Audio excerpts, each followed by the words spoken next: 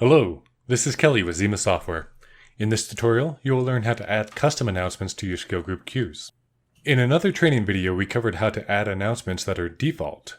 In this one, we'll focus on adding custom announcements that you upload. While in the skill that you'd like to add a custom announcement, go to Queue Announcements, drop a pin where you would like this announcement to play for the first time. Instead of selecting a default announcement in the drop-down, click on the three dots to the right-hand side. Here you can see the full list of announcements that have been added to your system. To add a new one, go to New Announcement in the bottom left-hand corner. Then you can upload from a directory or record it from the computer microphone by clicking on the directory icon or the microphone in the bottom left-hand corner. In this case, I will select it from my own directory. Once the file has been selected, you will see audio recorded and the duration of that recording.